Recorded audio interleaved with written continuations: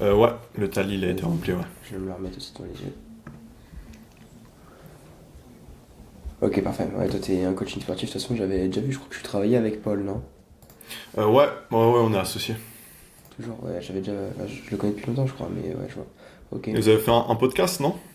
Ouais, je sais pas s'il avait posté, mais ouais, j'en avais fait. Je crois que le son avait bug, mais je crois qu'il a quand même Ok, posté, je sais pas. ok, Ok, ok, vas-y, good. dis-moi. Là, je vois prendre en compétence au niveau du podcast et voir comment cela fonctionne plus en profondeur. Dis-moi.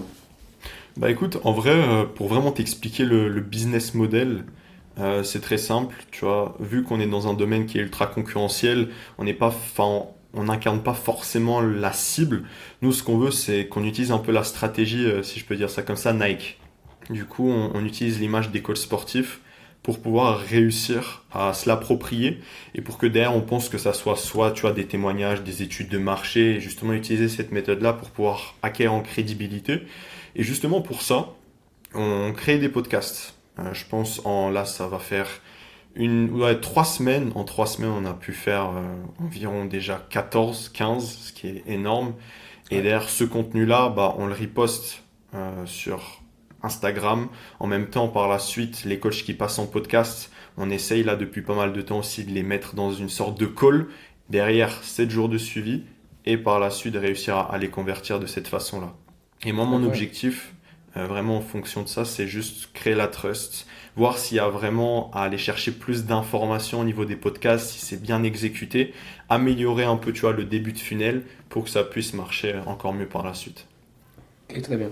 Très bien, parce que jusqu'ici, avec ce business-là, votre acquisition est passée par quoi avant que vous ayez ça? Avant, c'était prospection à froid, bah, comme d'habitude, prospection à froid Instagram. Ok, ouais, vous avez aussi du contenu court ou pas vraiment? Contenu court, ouais aussi, du coup, on reposte maintenant les reels, enfin les shorts du Ouais. podcast qu'on met sur Instagram et YouTube. Ouais, ok, c'est bon, j'ai devant les yeux. Ok, très bien. Ok. Et du coup, là, depuis que t'as. On va dire, ça fait 3 semaines, ouais. Depuis ces 3 semaines-là, est-ce que t'as pu voir des gens qui viennent de là ou pas encore? Je vois les vues, c'est pas énorme, entre guillemets, mais est-ce que même avec des petits chiffres comme ça, t'as pu voir des mecs qui viennent du contenu long? Du contenu long, pas encore. Non, pas à partir des podcasts. Tu vois, plutôt, c'est pas un focus un peu macro où on cible un peu tout le monde, tu vois, les coachs sportifs. C'est vraiment micro. C'est on fait ce Ouais, bien sûr. podcast-là pour cibler le coach et derrière, avec ce coach-là, bah, faire la suite du processus, quoi. Ok. Ah, ok, oui, d'accord. Donc, closer les invités, quoi. Aussi. Yes, c'est ça. Ok, très bien. C'est ultra smart. Et moi, des fois, ça m'arrive un peu sans le faire exprès. Mais oui, c'est trop puissant parce qu'en fait, le gars, il voit que t'es pertinent, etc. C'est trop simple comme approche. Tu sais, tu lui dis, ouais, je t'invite. C'est pas, viens en call de vente. Ça fait beaucoup plus naturel, etc.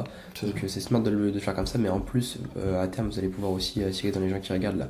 Là, tu vois, même si c'est 50, 60, 40 vues ou quoi, vous parlez vraiment de coaching sportif, vous parlez au coach sportif, etc. Donc, si vous faites un peu plus de vues et que vous mettez un petit peu plus de CTA ou quoi, je sais pas si je m'en mets actuellement, si tu rediriges, je t'explique un peu ce que tu fais de temps en temps ou pas vraiment. Euh, Avant le podcast, Non, dans le podcast, je parle. dans le podcast, en vrai, ça se fait plutôt de manière naturelle, je Ouais, trouve, même si j'ai réussi un peu à développer, tu vois, cette compétence de ligne directrice. Tu la suis, tu as souvent la plupart du temps les invités, ils parlent beaucoup au début, et du coup, moi, je reviens sur certains points, donc je pense à ce niveau-là, j'ai réussi à bien développer un début de compétence pour pouvoir bien mener le truc. Mais là, je ressens de plus en plus que durant le podcast, en fait, enfin, pour chaque podcast, c'est, tu vois, toujours la même chose, c'est toujours la même ligne directrice. Et je sais pas si toi, c'est ce que tu mets en place, mais par exemple, je sais pas, des thèmes, des sortes peut-être de jeux aussi, tu vois, ouais. aussi des mythes, tu vois, enfin, il y a plein d'aspects. Et justement, bah, j'avais pris ce call-là avec toi pour savoir un peu toi aussi comment tu t'organises et comment faire pour que ça ne soit pas toujours répétitif, entre guillemets, pour que ça puisse changer aussi de temps en temps, pour faire Ouais. évoluer le concept. C'est hyper important parce que du coup, c'est ce qui va faire que tu vas te différencier, c'est d'avoir un petit concept, d'avoir quelque chose de différent.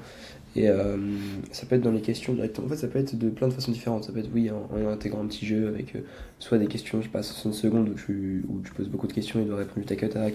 C'est des choses que tu peux voir plus traditionnellement dans le divertissement, mais que là, tu vas implémenter dans quelque chose qui a rien à voir, qui est dans le business. Et prendre ces concepts-là et les implémenter dans ça, ça peut être se différencier par les types d'invités que tu as.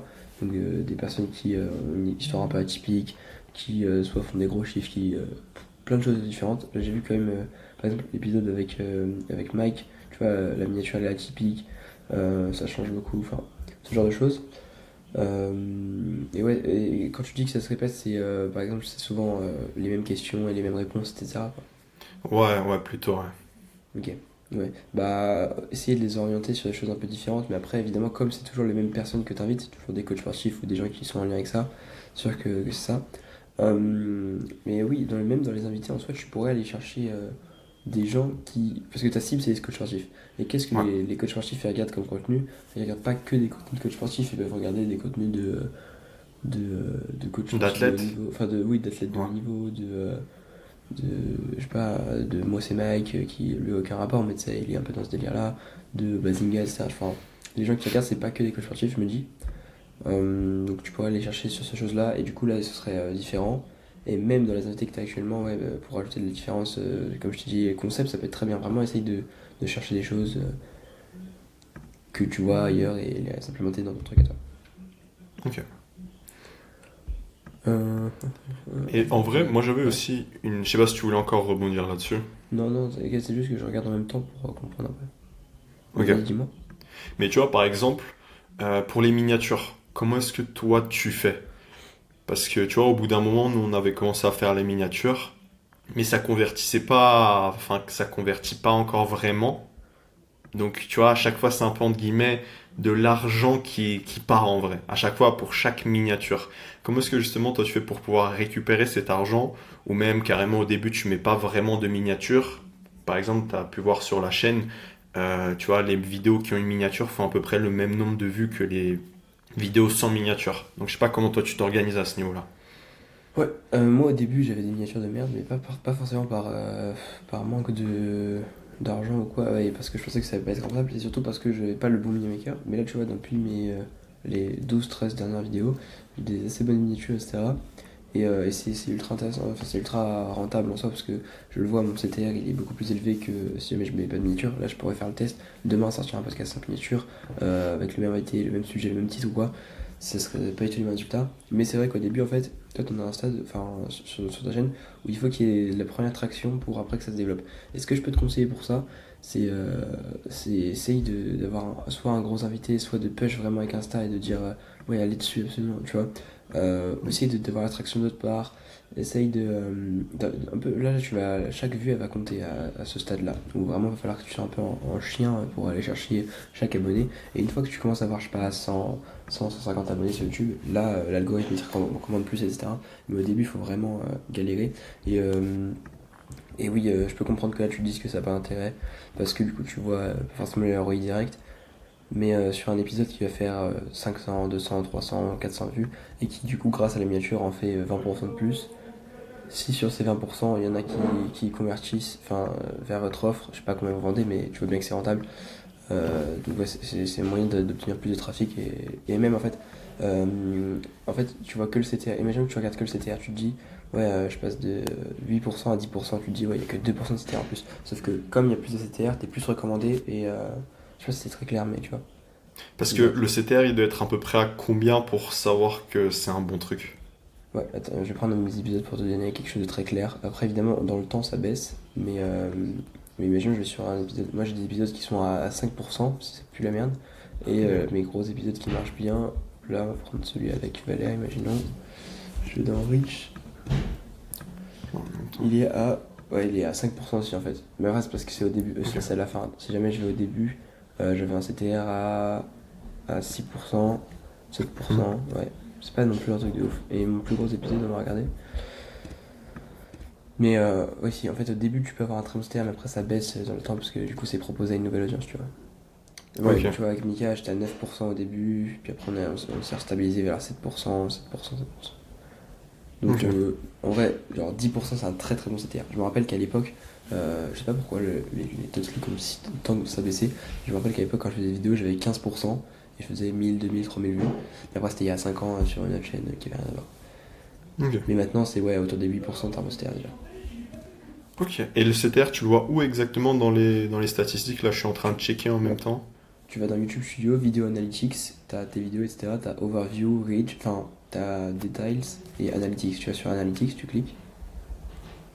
C'est Attends, sûr, ouais, je vais te dire ça. tu peux pas faire directement via la chaîne YouTube, c'est ça? Non, faut aller dans YouTube Studio, tu sais, c'est. Ouais, c'est l'autre appli. Mais Je sais tu que- l'as normalement sur le PC sans avoir rien téléchargé. Genre, c'est. Il faut que tu cliques sur ton petit logo en haut à droite, et donc t'es sur ta chaîne, et t'as un truc Ah, ouais, ok. Google Account, Switch Account, Sign Out, YouTube Studio. YouTube Studio. Et une fois que t'es dans ça, tu cliques sur une de tes vidéos, et t'as énormément de data, et c'est très très intéressant. Ok. Ok, ok. Bah, je vais checker alors. Et donc voilà, mais oui, là au début, ça peut paraître un peu pas rentable, surtout si vous payez, je sais pas, 30, 40, 50 balles par miniature, ça fait vite un bon pactole. Mais à terme, ça le sera. Et limite, ce que je peux te dire, si jamais ça te fait chier et que c'est un frein au fait que tu postes, continue de poster sans miniature jusqu'à ce qu'il y en ait une ou deux qui fassent un peu plus de vues et que tu aies un peu d'abonnés, et après tu pourras reprendre, parce que là ça aura plus d'intérêt. Ok. Parce que là, ce qui est plus important, selon toi, c'est plutôt les podcasts qui sont sur YouTube, ou bien plutôt, tu vois, les réels qui vont être postés sur Instagram. Les deux en soi, mais en gros, quand t'as pas encore traction, il y a quand même un bon focus à mettre sur les autres plateformes parce que le reach il est plus simple à atteindre. Tu sais, pour aller faire 1000, 2000, 3000 vues sur Instagram, c'est assez simple. Et après, t'as juste à rediriger, enfin, après, tu vas pouvoir rediriger avec les descriptions, avec les stories, etc. Je sais pas si c'est quelque chose que tu fais là, je regarde les reels. Tu vois, en description, tu mets, enfin, tu dis au coach sportif de s'abonner. Tu peux le faire, mais n'hésite pas à mettre une autre ligne aussi où tu dis commente, je sais pas, podcast ou coach ou quoi, pour recevoir l'épisode entier. Là, tu auras des personnes qui vont répondre à ces TA-là et à qui tu vas pouvoir envoyer l'épisode. Et même si c'est des 2 3 4 5 personnes, ça va te rajouter des vues et ce sera des gens qui vont regarder jusqu'à la fin, souvent parce que ils ont quand même eu le courage entre guillemets d'écrire un mot pour recevoir un truc et cliquer et aller regarder. Tu Ok. Et selon vois. toi, tu Ouais. penses... Ah ouais, tu voulais dire un truc?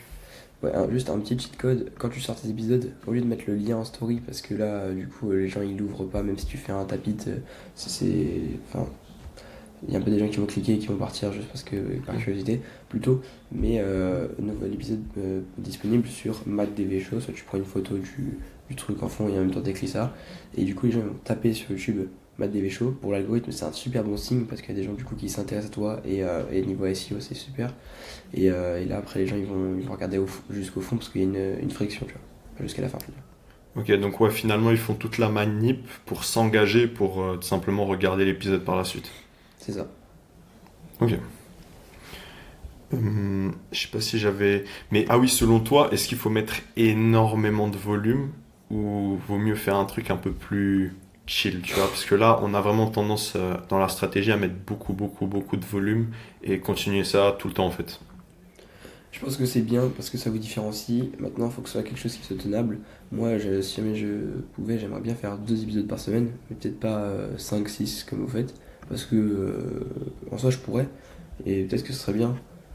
Mais faut le tenir quoi. Moi, là, actuellement, j'en fais un par semaine, tu vois. Donc vous êtes très bien au niveau volume. Peut-être vous pouvez continuer à tourner autant, mais essayer d'en avoir un peu plus pendant longtemps. Parce que si vos épisodes, moi, tu sais, ils tournent quelques jours après quand même. Ils continuent de faire des vues, pas que le premier jour. Et si jamais tu postes un autre sur YouTube, ça va un peu ralentir les autres. Bon, pas quelque chose de fou, mais si tu postes tous les jours, tes vidéos des anciens jours elles vont faire moins de vues que si jamais tu avais posté tous les 2 3 jours. Mais après, ça vous fait du gros volume aussi pour les Reels. Et Instagram, par exemple, il faut bombarder niveau volume. Et Ouais, bien sûr. ouais, voilà.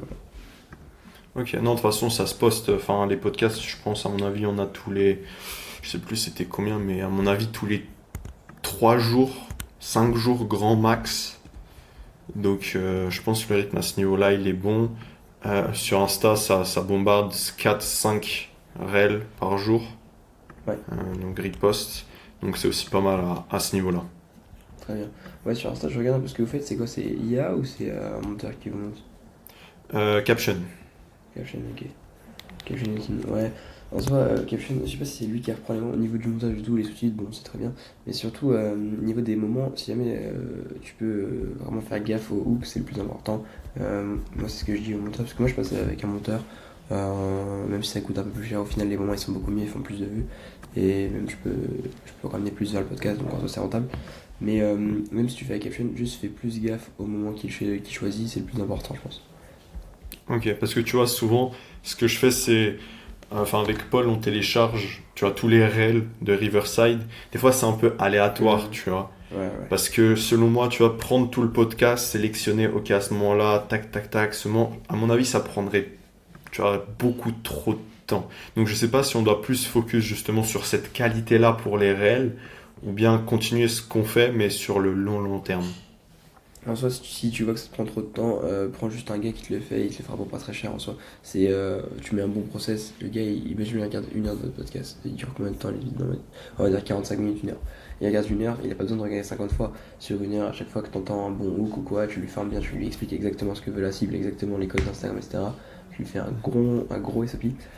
Et à chaque fois qu'il entend quelque chose qui sonne bien, il commence le Reels ici, il le finit 30-40 secondes après, une fois que l'explication ou la partie elle est finie, quoi. Et il met juste des sous-titres, vous allez avoir des meilleurs Reels et ça vous prendra moins de temps. Enfin, pas aucun temps Ok. du coup. Mais oui, ça peut coûter un petit budget, c'est pour ça, pour recruter un mec dans un autre pays ou un monteur qui débute ou quoi. Là, ça vous coûtera pas très cher, je pense. Tu le payes combien, toi? Moi, pour les Reels très très simples, je paye 10, enfin, pour les Reels simples, je paye 10 euros par Reels. En soi, il y en a des moins chers, mais 10 euros par Reels, ça va, sûr. C'est ok. Ok. Ok, ok, bon, ça va. Ouais. Ou à la limite, vous pouvez essayer d'alterner, à B-tester entre les deux pour l'instant pour juste voir si ça fait sens et que vous voyez qu'il y a vraiment des meilleurs résultats. Et après, passer full sur ça si jamais il y a des résultats. Ok. Après, ouais, c'est aussi en fonction du style, parce que tu vois, moi à l'époque, j'avais aussi testé un peu un peu comme toi ce que tu fais, à l'horizontale. Donc je sais pas si aussi selon toi, faut un peu alterner, un peu vertical, horizontal. On sélectionne les mouvements et on voit ce que ça donne. Ouais, moi ce que je fais, c'est que pour les reels un peu plus travaillés, enfin un peu plus haut de funnel, etc. Par exemple, des fois quand j'ai des invités, ils parlent de sujets qui parlent pas directement à la cible, je sais pas, ils parlent de business général, ils parlent de création de contenu en général, etc. Pas forcément de mon produit exactement. Là, je fais un montage plus travaillé et je fais du coup au format horizontal. Et aussi, ça va être en studio. En studio, tu peux plus faire des formats comme ça parce que la qualité Ouais. est meilleure. Alors que quand la qualité est moins bonne et que c'est un sujet beaucoup plus raw ou qui parle directement au bas de funnel à ma cible, etc. Là, je vais mettre nos deux cams, un petit hook textuel en haut et le sous-titre et voilà, ça part. Ok. Ok, ok, bah nickel alors. En soi, c'est-à-dire que toi, t'as la version entre guillemets ultime de Riverside, c'est ça, pour pouvoir en faire en illimité et tout. Moi, je paye 24 balles par mois et j'ai Ok. illimité. Toi, c'est quoi? Ah ouais? Tu sais que moi, Explique-moi. je crois on paye 24 aussi, et c'est Ouais. genre 15 heures de rec en tout, hein.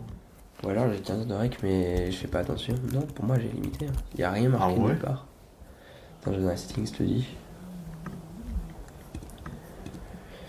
Vous êtes fait scam, les gars.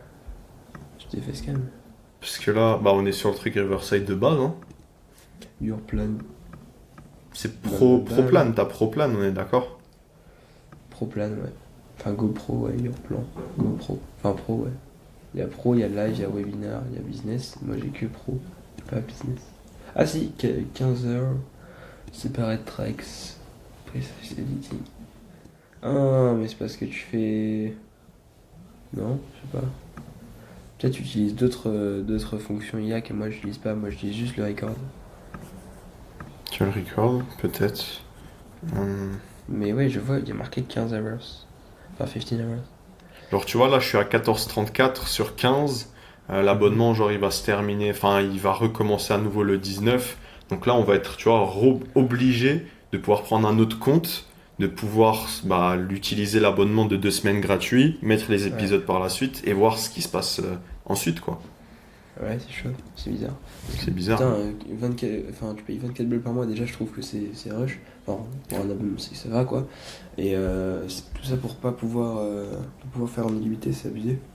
Ouais, c'est ça. Enfin, Bah, même le pro, je crois le live, enfin, l'abonnement au-dessus, c'est aussi 15 heures, il me semble. Et derrière, tout ce qui est, je sais pas si webinaire ou business, c'est à l'infini. Je sais pas. je Hmm. regarde sur Google. Plan c'est pricing. Ok. Ouais, si. Up to 4K. Ils disent multitracks recording. En gros, ça veut dire que t'as juste l'audio séparé et la vidéo séparée. Et après, t'as plus la vidéo séparée, je pense. Ah, se dire que, ouais, mais ça me demandait pas de sélectionner à peu près ce que je veux ou ce que je veux enlever.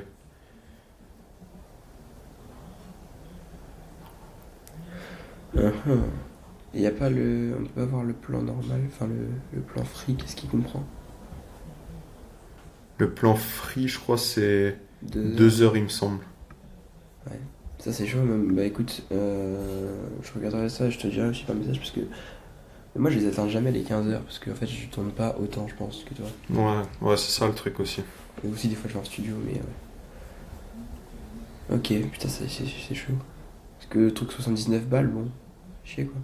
Mais je Ouais. sais que moi pendant genre 3 mois, j'avais juste alterné entre des comptes Google, hein, donc ça je peux le Ouais, faire. bah oui, au pire, on alterne, on voit ce qui se passe, quoi. Ok, De toute ok, façon, bon. dans le pire des cas, juste tu crées une email Gmail et juste Euh, tu prends et c'est fini, quoi. Tu peux le faire à l'infini. c'est ça. Ok. Est-ce que tu avais des questions sur d'autres points? En vrai, non, c'est good, hein. Très bien, très bien. Bah écoute, j'espère que le podcast ça pourra t'amener plus de clients.